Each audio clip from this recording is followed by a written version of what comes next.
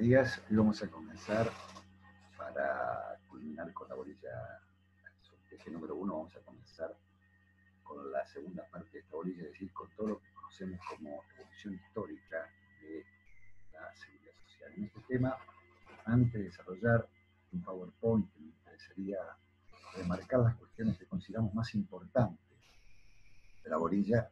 Les recuerdo que en el aula virtual hemos acompañado instrumentos de estudios que van a ser muy útiles para profundizar este tema.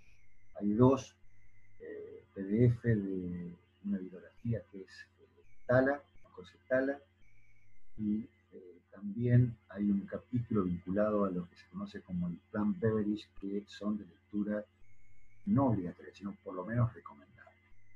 Vamos a comenzar compartiendo con ustedes la pantalla y voy a seguir explicándoles básicamente los conceptos que van a servir de guía a ustedes para que ustedes puedan profundizar. Ustedes saben que en estos 20 minutos, 5 minutos que vamos a compartir, la guía nuestra es orientarlos para que ustedes profundicen en sus ámbitos laborales, en sus hogares, en sus estudios, profundicen todo esto. A través de esta guía les vamos a suministrar todos los temas que consideramos importantes.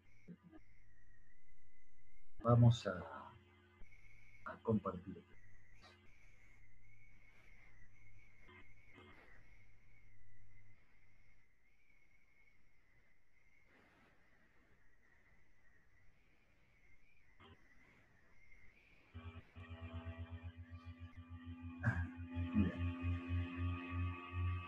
Nosotros vemos en la primera diapositiva que están viendo, vamos a ver cómo es que nosotros analizamos la evolución histórica del concepto de seguridad social, o la idea de la seguridad social. Para esto nos remitimos inclusive a lo que ya directamente lo estamos remitiendo a los orígenes históricos del mundo. Si uno analiza estas palabras que son de alguna manera tips para que vayan detectando los comentarios míos y ustedes, en este tema vemos que el primer punto inicial de análisis es Grecia. Si ustedes recuerdan que en la Grecia aristotélica, una de las características conocida no era precisamente la igualdad de las personas, había una marcada presencia de clases sociales, donde se destacaba por excelencia el concepto de ciudadanía y el concepto de polis. El primer acceso que tenían los ciudadanos que vivían en las polis era algunas de las prestaciones elementales que el Estado griego podía otorgar a sus ciudadanos. Es decir, el concepto de atención de necesidades estaba solamente vinculado, circunscrito a los ciudadanos de la polis griega. Con lo cual, esto naturalmente es una idea para advertir cómo es la evolución increscente permanentemente del concepto de ampliación de la base de sustentación de prácticas sociales.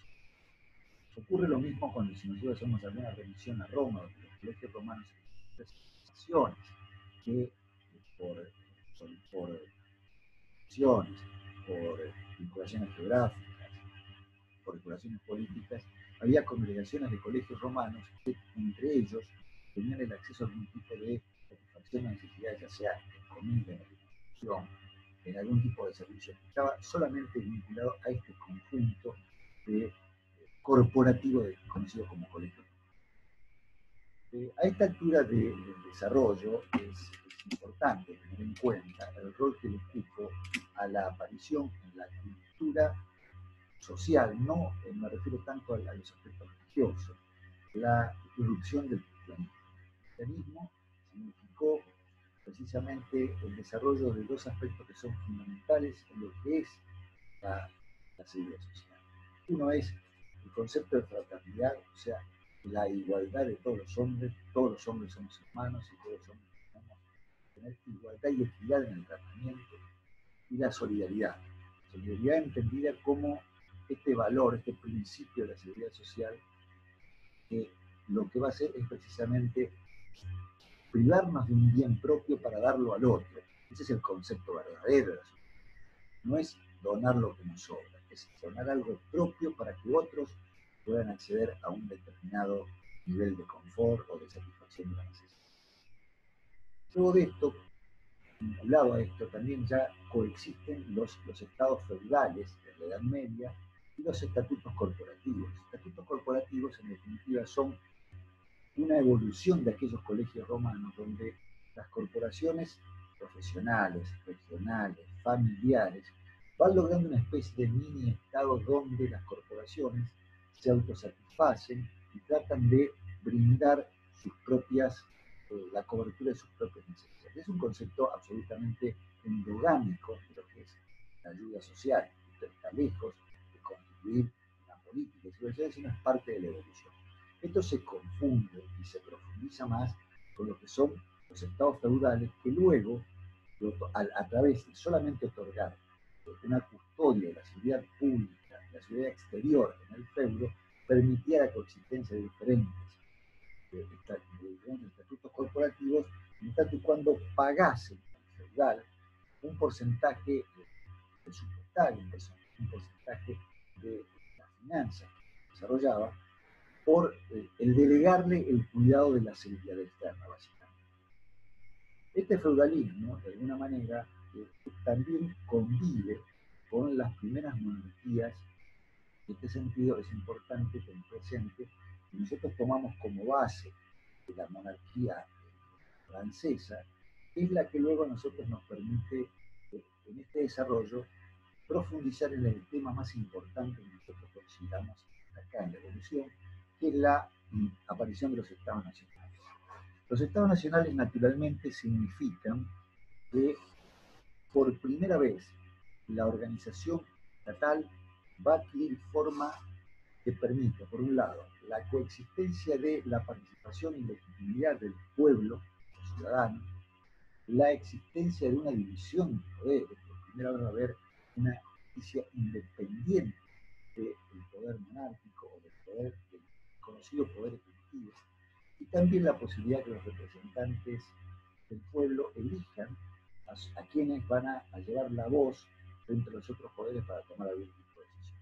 Esto es la primera aparición de los estados nacionales. El primero que tomamos es Francia, pero luego no hay que perder de vista que también hay dos estados, Francia, la Europa Central, que es la base de la cual nosotros estamos a estudiar el inicio de la seguridad social, estamos refiriendo a Francia, a Inglaterra y a Alemania. Ahora vamos a ver cómo es la evolución de esta implosión francesa en lo que se conoce como la Revolución Francesa. Estos 4 o 5 puntos que yo he desarrollado son de alguna manera cómo fue presentándose a grandes rasgos. Hay muchos más para profundizar, por eso nos recomendamos la lectura de esta bibliografía de Tala u otra, cómo evolucionó en pasos rápidos la seguridad social a través de estos 4 o 5 ítems y algunos que nos está faltando. La Revolución Francesa significó, como lo acabo de decir, la aparición por primera vez de un Estado Nacional, o un Estado Nacional que procura brindar a sus ciudadanos igualdad de acceso al bien público. Esto se produce, ustedes tienen presente, las 3 consignas de la Revolución Francesa, que son igualdad, fraternidad y libertad. La fraternidad es claramente una impresión de toda la cultura de la seguridad social que empieza a generar el cristianismo. La palabra fraternidad precisamente habla de la igualdad de ciudadanos. La libertad, no hay mucho para explicar, y la solidaridad, la igualdad, fraternidad y solidaridad que están impresas en la consigna francesa. Esto significa una política de acceso al bien público, una política de redistribución de ingresos y la culminación del proceso monárquico, feudal monárquico, a través de la apropiación por parte del Estado de las políticas públicas y redistributivas de los ingresos que como Estado va a tener por primera vez un Estado público. Vinculado a esto, ocurre, ya estamos en el siglo XVIII, ocurre un fenómeno que tiene sus orígenes en Inglaterra, que es la Revolución Industrial, y que va a tener rápidamente un derrame de consecuencias, fundamentalmente las disruptivas en materia laboral, en un proceso que se expande desde Inglaterra, que comienza con la industria minera inglesa, para que se traslada luego y se radica muy importantemente en Alemania. Simultáneamente a este tema en Alemania ocurre que se profundiza por primera vez el desarrollo de, a través de 1948, de una obra de trascendental importancia para el desarrollo de las ideas y de la política, es la obra El Capital de 7 tomos, de Carlos Marx, un abogado alemán, que juntamente con Engels, que es un seguidor de él, culminan su obra en lo que se conoce como la contradicción fundamental, que es elaborada precisamente hace unos años, se cumplieron sus 200 años, su segundo centenario. Es una obra que se escribe en Inglaterra, no precisamente en Alemania, donde pone en crisis el valor de la propiedad de los medios de producción, porque ¿qué es lo que ocurre? ¿Qué es lo que significa el proceso de revolución industrial? En primer lugar, es el proceso, el cambio de la elaboración individual de bienes a la elaboración fordiana colectiva a través de lo que se conoce como una línea de producción. Eso es el famoso cambio de la elaboración individual por parte de un artesano propietario del producto que elabora a donar o a poner a disposición de un empleador, el dueño del medio de producción, su capacidad laboral. El resultado de esa capacidad laboral es la nueva vida en el nuevo escenario del derecho laboral. Esto genera un proceso de revolución industrial por este cambio de paradigma. Marx lo que logra plantear es que la titularidad del medio de producción es lo que transforma al empleador en el dueño del trabajo, del producto que el trabajador elaborado. Y incluye una terminología que hasta el día de hoy se estudia, se analiza como parte de este fenómeno de producción, que no está necesariamente incluido en el concepto de salario. Es el concepto de plusvalía, es decir, aquellos bienes de los cuales se apropia el empleador por ser titular de los medios de producción, que excede la contraprestación que él devuelve al trabajador en salario. Este concepto de plusvalía en muchos casos es la última ratio de garantizar el porqué de la solidaridad. Esto es una teoría política, no es la única, y otra, esto es una teoría. En este desarrollo de temas ya vamos a volver, más adelante vamos a profundizar en Bismarck y Beveridge, pero lo quiero mencionar porque son temas importantes. Otro tema importante lo ocupan las encíclicas papales. Ustedes saben que León XIII, Pío XII, fueron papas que tuvieron expresiones muy importantes. León XIII, por ejemplo, la Remerum Novarum establece el principio sobre la Laborum Progressum, hablan y establecen pautas que, si bien son religiosas, tienen un impacto en la colectividad laica, porque hacen a los distintos criterios que deben tenerse sí o sí que respetar a un trabajador, porque hacen a la dignidad humana independientemente de la religión que profesen. Para nosotros son muy importantes porque son una fuente en definitiva, fuente de referencia y de derecho, no positivo, pero sí de derecho moral, de derecho moral necesario para el desarrollo de cualquier ámbito del hombre. Citamos a Bismarck y a Beveridge.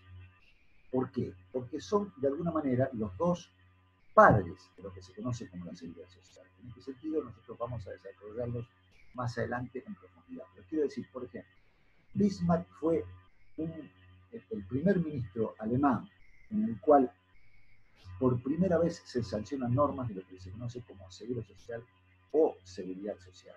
Esto ocurre en las postrimerías del siglo XVIII en Alemania, luego del incipiente descontento público que hay con la expansión de la revolución industrial y la aparición por primera vez en Europa de los diferentes modelos de sindicalización que reclamo naturalmente que existe, reclamo a la cobertura de las necesidades de los trabajadores. Luego está el ministro Beveridge. El ministro Beveridge es el ministro William Beveridge, un ministro inglés que tiene desarrolla por primera vez, sistematiza por primera vez una política de seguridad social. Sobre este tema vamos a volver en profundidad, pero me está faltando algo que se conoce como también la Carta del Atlántico. Es una carta suscrita en 1935 en Estados Unidos, donde Roosevelt y el New Deal establecen conceptos de expansión de servicios de la seguridad social para los ciudadanos. Un tema muy, muy importante, sobre todo naciendo en un país que con el desarrollo del tiempo de una política diferente de alejamiento de lo que es la cultura de la seguridad social incluida dentro de la Unión. No obstante esto, justo reconocer que la Carta del Atlántico tiene origen en Estados Unidos durante la gobernación de la Noruega. Finalmente, la OIT, esto está mencionado como, de alguna manera, la aparición de una nueva política de foros multilaterales. Culminada la Segunda Guerra Mundial, se crea lo que se conoce, ganadores, los aliados, crean la Liga de las Naciones. Esto es, todas aquellas naciones libres que se habían opuesto a la Guerra Mundial y básicamente habían sido los ganadores de la Segunda Guerra Mundial los que habían puesto límite al avance fascista, nazista de la Segunda Guerra Mundial, que culmina con esta Liga de Naciones, que es la representación de lo que hoy conocemos como Naciones Unidas. Simultáneamente a este tema, hay la creación de 2 o 3 organismos internacionales que tienen una importancia por la ponderación que llevan adelante en cada área de la que uno se va vinculando. Uno es la Organización Mundial de la Salud, otro que está naturalmente vinculado a ser un ente rector en materia internacional, consultiva en materia de salud. Estamos viendo en este momento las recomendaciones de la Organización Mundial de la Salud no son obligatorias, pero son absolutamente respetadas y seguidas por todos los países miembros de ella o no, a través de este proceso de universalización de la pandemia. Otro organismo internacional creado en la época es la FAO.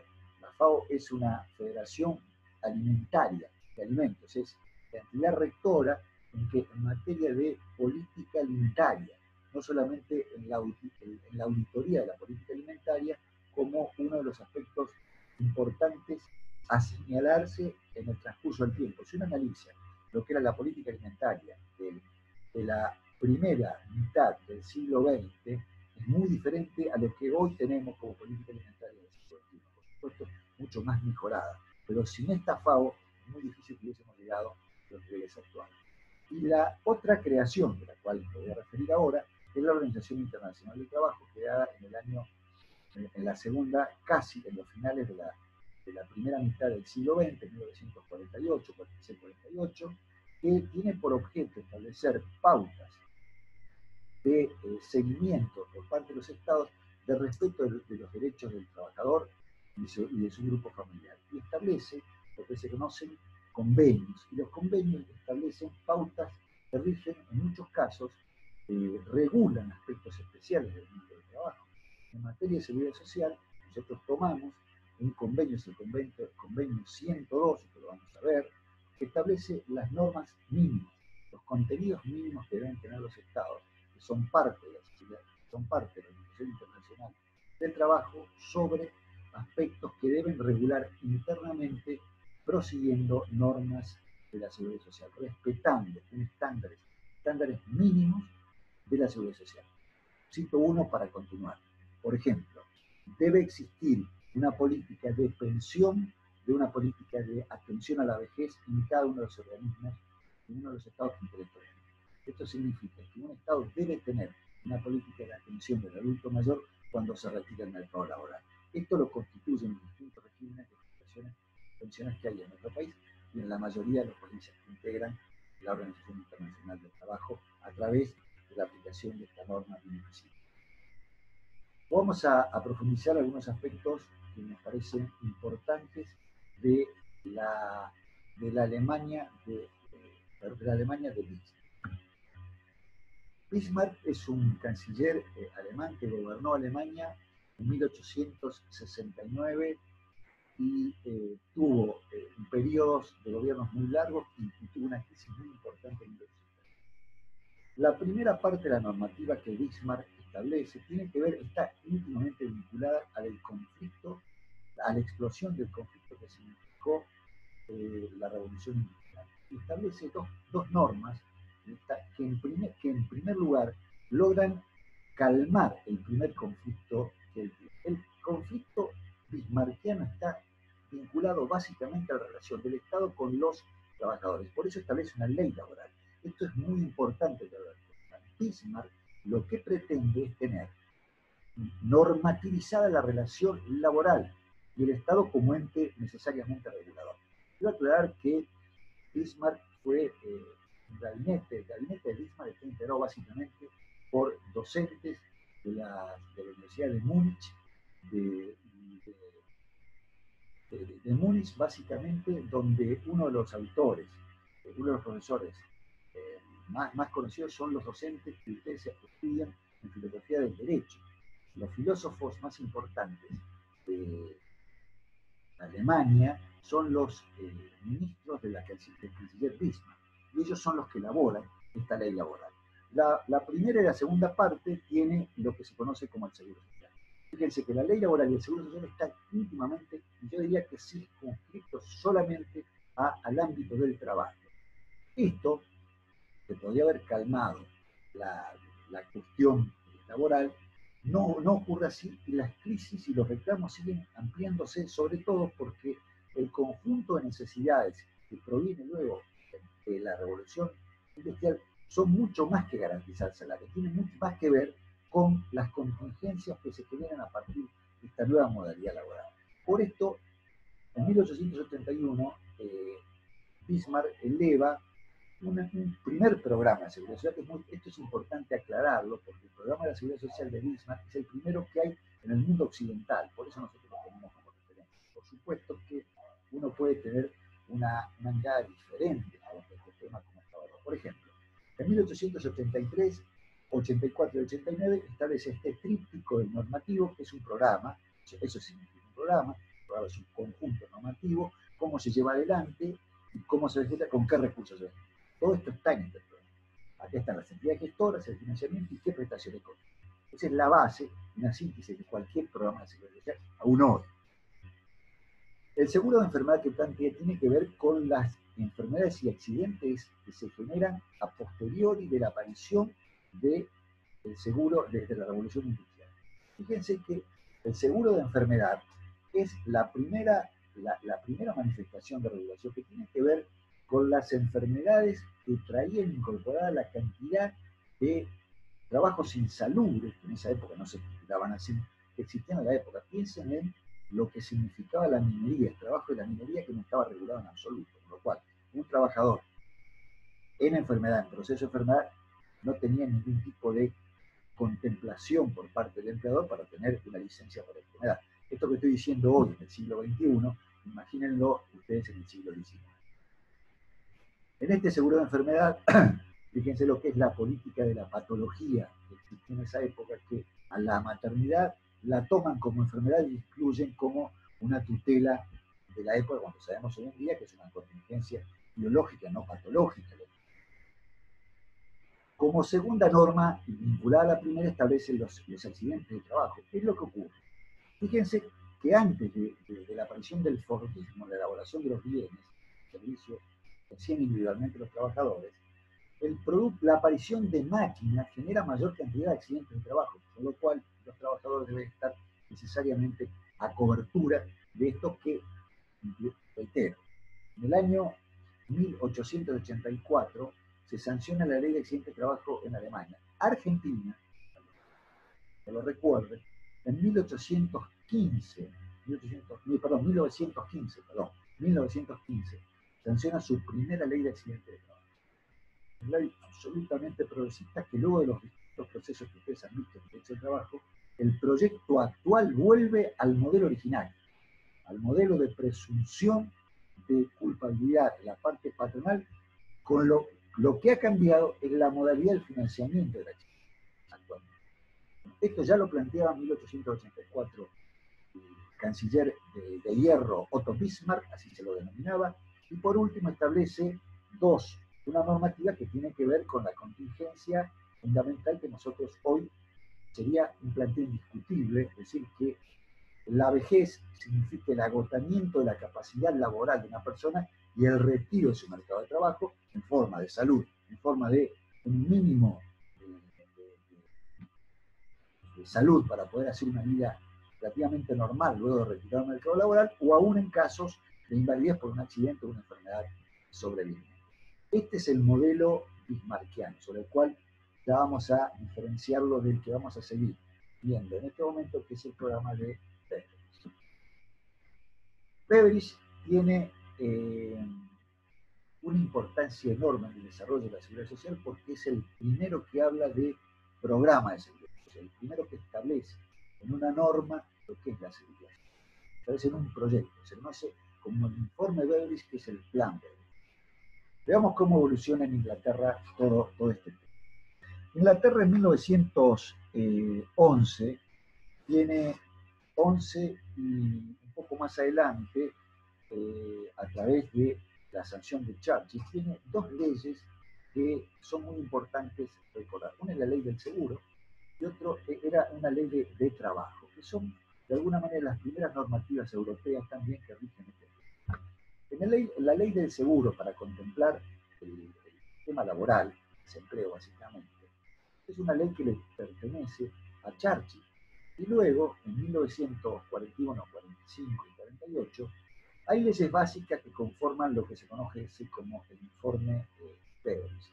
Beveridge es un docente universitario, es un economista, que durante más de 30 años ocupó dos decanatos de las dos universidades más importantes de Inglaterra, uno el London School y otro la Universidad de Oxford, y estableció desde la economía un modelo de seguridad social y de financiamiento. Y estableció tres pautas mínimas de un desarrollo que él hizo, de un inventario, un trabajo en terreno que llevó adelante, muy similar a que en Argentina llevó a cabo en el año 1900 el conocido docente catalán Vialet Macé. Ustedes saben que hay un informe de Vialet Macé que está vinculado sobre un relevamiento de las necesidades laborales de los trabajadores argentinos en 1904 y 1905, sirvió de base para muchas leyes que fueron sancionadas en primer lugar a instancias del primer legislador socialista que Argentina, que fue Alfredo Palacios, y que luego fue retomado por otros proyectos políticos sobre los cuales en alguna oportunidad yo me he hablado cuando he desarrollado el concepto de constitución. Estas leyes se ven a un proyecto de recopilación normativa de Vialet Macé que de alguna manera es seguido por esta recopilación de datos en territorios por parte de William Beveridge. William Beveridge era considerado un ministro de Churchill, siendo de origen laborista y Churchill conservador. Era el ministro sin cartera inglés, un hombre de una locuacidad realmente reconocida en toda la Cámara de los Lores cuando puso precisamente este plan de seguridad social. Cito tres aspectos para que ustedes puedan luego profundizar en la lectura de este informe, que está subido a nuestra plataforma. En primer lugar, trata del principio, el primer tema es la extensión de la protección a todos los hombres. Este es el principio, la normativización del principio de la universalidad. La seguridad social debe cubrir a todos, a través de determinado tipo de prestaciones y rentas. Unifica los servicios y unifica el financiamiento. ¿Qué es lo que plantea Beveridge? Beveridge descubre que hay un montón de seguros que están dispersos en la Inglaterra en las postrimerías de la Segunda Guerra Mundial, y lo que hace es unificar este tema básicamente las contingencias de desempleo, vejez, desocupación, salud, y trata de unificar para toda la comunidad este tema y crea por primera vez, es el autor del concepto del seguro social. El seguro social es el seguro que colectivamente una sociedad paga, por oposición al seguro privado, el seguro individual, que desarrolla más el concepto bismarckiano, sobre el cual luego vamos a hacer una tabla comparativa entre uno y otro modelo de llevar adelante la política de la seguridad social. Y la tercera cuestión, que es importante en política que lleva a cabo Beveridge, es la vinculación entre lo que es la prestación necesariamente debe estar precedida de una campaña, una política de prevención. ¿Qué es lo que dice Beveridge? De nada sirve invertir en prestaciones si no hay políticas preventivas antes. Esto está básicamente vinculado al tema de salud, pero puede ser aplicado a otro tipo de contingencias, donde una campaña del Estado de prevención va a significar, primero, que las prestaciones puedan ser mayor eficaces, mayor eficientes, y por otra parte pueden inclusive ser acortarse en el tiempo. Si uno esto lo toma en materia de salud, es mucho más fácil comprender que en otras prestaciones. En materia de salud, fíjense las campañas de prevención que hay en todo el mundo en este momento, en nuestro país. Hay una campaña de prevención que tiene que ver con un concepto más amplio de lo que es el derecho al acceso a la salud o el derecho al acceso de una cobertura de la enfermedad. El derecho al acceso a la salud supone que hay una prevención, supone que hay una planificación, supone que hay una programación de etapas previas a la parte curativo-rehabilitadora que necesariamente debe conllevar una política de salud. Sobre este tema vamos a volver más adelante. Ahora, me gustaría hacer una síntesis de estos dos modelos de seguridad social. Por un lado tenemos a Bismarck, cuyos sujetos protegidos ya los mencioné. Las dos normas de él están vinculadas a salarios, a la política laboral y a la política de seguros sociales o de seguros, vinculados solamente a los sujetos protegidos, o sea, a los trabajadores. Esto es una mirada del final del siglo XIX. Y lo otro es una mirada, Beveridge, es una mirada del siglo XX. De ahí hay las diferencias fundamentalmente de plataformas. No obstante lo cual, es importante no perder de vista porque estas son dos corrientes filosóficas de la seguridad social que se proyectan en el mundo. Beveridge sostiene por el principio de universalidad de que toda la población debe ser tutelada a través de ingresos básicos universales. La palabra que suena hoy como novedad es una palabra que le pertenece a Beveridge a la mitad del siglo XIX. Perdón, en la primera mitad del siglo XX. Es decir, en el año 1940, Beveridge hablaba de ingreso universal. No es que nosotros hemos elaborado este concepto, es un concepto evolutivo de la seguridad social. Lo que significa la doctrina de la seguridad social y la teoría de una seguridad social universal, no focalizada en un ámbito regional. La canasta cubierta. La canasta cubierta significa el conjunto de prestaciones que un Estado está dispuesto a socializar. Para unos, para Beveridge, dice que la canasta cubierta es aquella que razonablemente pueda cubrirse a través del financiamiento de la salarización.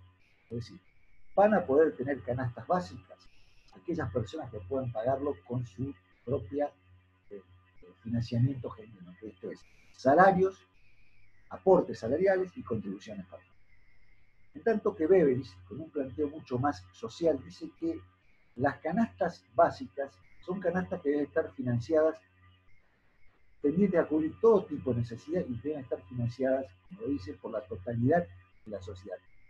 La sociedad, cuando decide incorporar a través de sus representantes naturales, que son los legisladores, en una democracia, cuando decide sancionar una norma estableciendo la cobertura, una prestación, una contingencia, supone o que hay un recurso, una financiación genuina a través de aportes y contribuciones, o que hay un financiamiento asistido a través de esos conceptos y de la tributación en general por el principio redistributivo que encierra una política amplia de seguridad social. Esto no hay que perderlo de vista porque esto es la base de la filosofía que tiene un Estado frente a la cobertura de control. Lo acabo de decir, financiamiento, uno es un financiamiento acotado a aportes y contribuciones, el financiamiento de es de todos, y la gestión de esto es a través de lo que se conoce como los seguros privados y los seguros sociales. En los seguros privados la característica es que la normativa aplicable es el derecho privado, es el derecho civil o comercial de la época, o civil y comercial, que regula las relaciones donde hay un riesgo empresarial. El seguro privado supone la existencia de un riesgo, de una prima y de una ganancia, como toda empresa. En tanto que el seguro social está lejos de este tema y lo que trata de hacer es que todos contribuyamos a la cobertura de financiamiento de contingencias que todos queremos tutelar y que estén cogestionadas no por empresarios, sino por el Estado en primer lugar y por los propios interesados a través de lo que conocemos nosotros como el principio de la participación.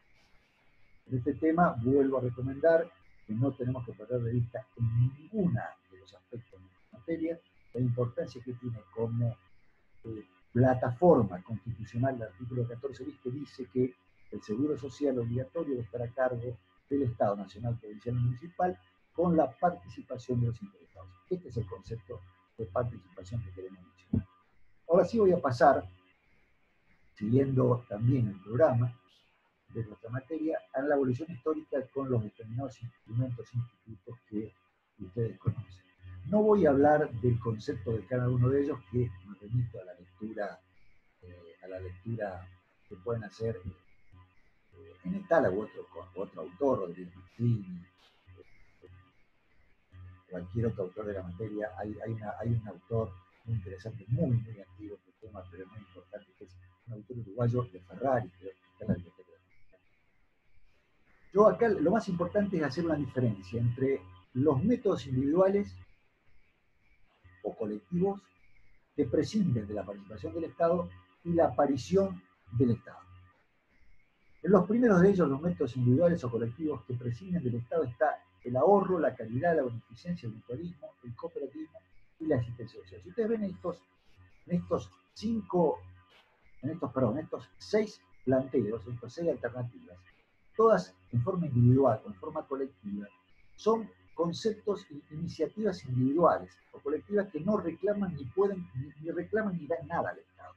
El ahorro, por ejemplo, el ahorro es un recurso individual no obligatorio que no es un instrumento de la seguridad social, pero sí es importante que una persona tenga una cultura cívica del ahorro para poder satisfacer individualmente algún tipo de necesidad que en el futuro se le pueda presentar.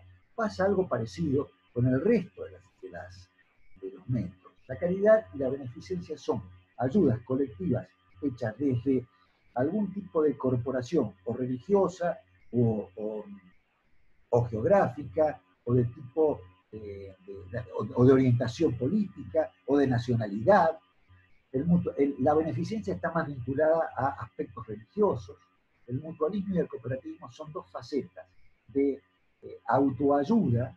En algunos casos el mutualismo es una autoayuda entre pares y es una estrategia cerrada. El cooperativismo lo amplía y amplía inclusive los objetivos del cooperativismo. Ustedes hoy en día ven cómo el cooperativismo, ven cooperativas con distintos fines, cooperativas de tipo eléctrica, de tipo de vivienda, de tipo de agua potable, cooperativas de consumo para la alimentación. Es decir, son objetivos particulares de una determinada formación que, fíjense, que no extrañamente, las cooperativas no son parte de la regulación de la seguridad social, son parte del derecho cooperativo que está razonablemente vinculado en el derecho civil. La asistencia familiar, por cierto, es la obligación intrafamiliar, es un concepto amplio, la obligación intrafamiliar de satisfacer las necesidades inmediatas que tiene un familiar directo, o ya sea por afinidad, por consanguinidad, o en este momento, por la figura de la convivencia en aparente matrimonio, la conceptualización del desarrollo evolutivo del núcleo familiar. Yo creo que ahí debe considerarse la asistencia familiar. La segunda parte, la más importante, es la presencia del Estado. La presencia del Estado es a través de la asistencia social, que la diferencia entre uno y otro es que al estar regulado por el Estado es susceptible de ser demandado como derecho por las personas. Los ciudadanos pueden demandar cobertura de asistencia social. Esta asistencia social se expresa de determinadas maneras y ya vamos a ver que la diferencia del otro gran insumo de la seguridad social es la contribución, que es la previsión social. La asistencia y la previsión social son los dos grandes insumos de la seguridad social. Cito también dos aspectos vinculados al tema histórico, son los seguros privados y los seguros sociales, son los cuales ya mencioné cuando hablé de Bismarck en el primer caso y de Beveridge en el segundo. Beveridge como padre intelectual, en realidad desarrollador de una teoría de los seguros sociales en Inglaterra y en Europa, en Argentina, por supuesto que las ideas beveridgianas tienen vigencia plena en la seguridad social de hoy. Por último, vamos a hablar de lo que componen los dos temas básicos de la seguridad social, que son la asistencia social y la previsión social. Las características de una y la otra son, la primera es que la asistencia social, para ser beneficiario de asistencia social, es de base no contributiva, no hay que contribuir a algo en particular para ser beneficiario de este tema.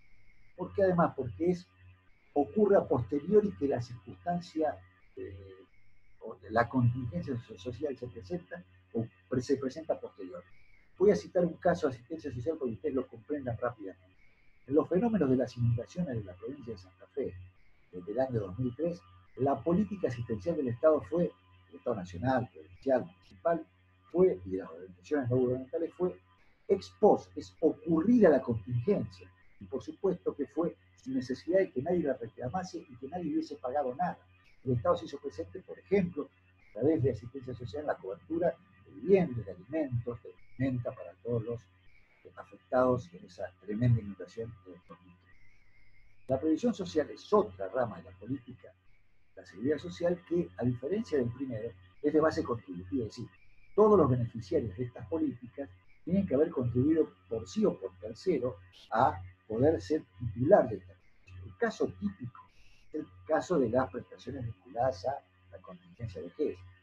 La mayoría de las personas comienzan a tributar en su juventud, hacer aportes, y el empleador hacerle contribuciones patronales a su favor, para lograr el financiamiento de su futura prestación de la seguridad social a través de un principio que se conoce como el principio de la solidaridad económica. Los de hoy son los que pagan las prestaciones, los jóvenes de hoy, los trabajadores jóvenes de hoy, son los que pagan las prestaciones de seguridad social y de vejez, invalidez y de muerte de los pasivos de hoy. ¿Sí? Los jóvenes de hoy financian, ese es al menos el círculo virtuoso teórico. Por supuesto que hay elementos para incorporar, como son los derechos culturales, la ausencia genuina de trabajo, la pérdida de ingresos que tiene el sistema. Pero el círculo virtuoso teórico es este que yo acabo de decir. Entonces, la previsión social es, junto con la asistencia social, las dos herramientas básicas que conforman lo que es la seguridad social. ¿Qué es la seguridad social? Son las regulaciones legislativas que aseguran a un individuo, un grupo de personas, un derecho a determinadas prestaciones, cubriendo riesgos derivados de contingencias sociales, cuyas consecuencias no pueden ser afrontadas por los propios afectados. Vuelvo a reiterar, la seguridad social es una parte de la política pública que establece que determinadas contingencias son importantes cubrirse por el Estado. Esa es la definición de la política pública. Y técnicamente, las contingencias socialmente que vamos a tratar, técnicamente se cubren a través de prestaciones. El conjunto de normativización de todo este tema, de todo este escenario, es lo que se conoce como el mundo de la política pública y la seguridad social. Este es solamente un concepto. Fíjense que la palabra concepto no es lo mismo que definición. El concepto es una aproximación que es muy común que nosotros en ciencias sociales hablemos de conceptos, de miradas, de aportes, no solamente de definición. La definición es un proceso a posteriori. El concepto de la seguridad social, entonces, son todas estas regulaciones así, legislativas que tratan de normativizar la contingencia que el legislador y la sociedad definió como política pública adaptar, tomar a través de prestaciones.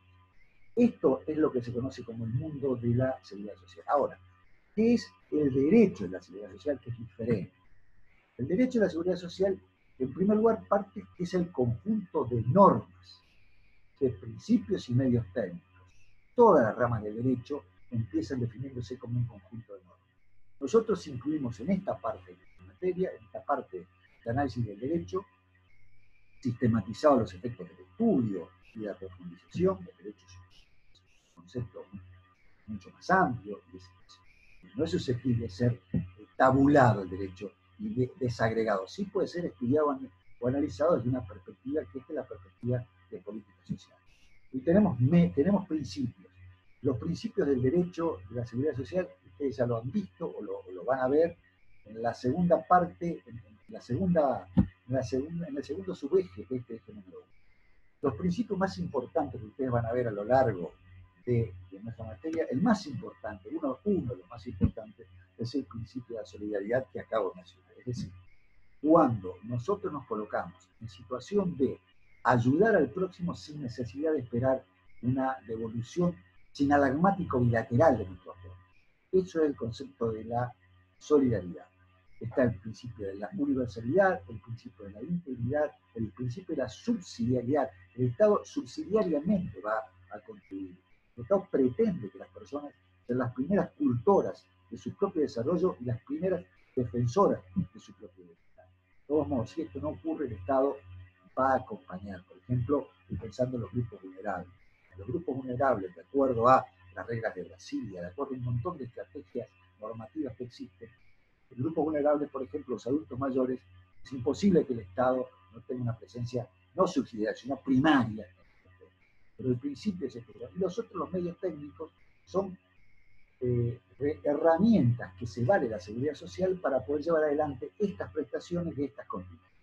Doy dos ejemplos rápidos. Uno es la estadística y el cálculo actuarial, por ejemplo, de un universo de personas, cómo se va a proyectar en el tiempo de la vejez y cuánto tiempo van a poder financiarse un determinado sistema de previsión social. Es un instrumento que se utiliza no solamente en la prestación de vejez, sino en muchas otras. Pienso en salud. Otro instrumento es la nominalización de todos los efectores públicos, de todos los pacientes potenciales de una localidad. Otro instrumento es, inexorablemente, el financiamiento de las distintas prestaciones. Sobre este tema, la economía política y las finanzas públicas son instrumentos o áreas que trabaja de consumo con la política pública y la política social.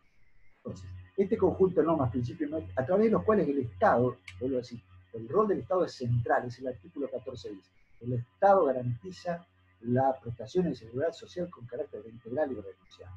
El Estado, de acuerdo a nuestro formato constitucional, es el Estado el principal actor de la política pública. De estas contingencias que se consideran socialmente tutelables a través de prestaciones y conforme a pauta reglamentaria para su acceso. Por ejemplo, una pauta reglamentaria de una prestación, por ejemplo, es la edad. Uno no puede jubilarse cuando quiere, por más que esté claro de que el Estado lo quiere tutelar. Usted tiene que tener la edad necesaria para eso. A eso se refiere la pauta reglamentaria, lo cito para no perder de vista la racionalidad que uno en una política pública asistencial o contributiva debe tenerse. Hay normas que regulan el funcionamiento de la política pública, inclusive. Hay deberes, hay aspectos que tienen que ver con la satisfacción de la persona, con la dignidad de la persona y con digamos, la convivencia pacífica, digna y valorada en la comunidad. Con estos temas doy por finalizado la segunda parte del subeje 1 del eje. Muchísimas gracias y hasta la próxima.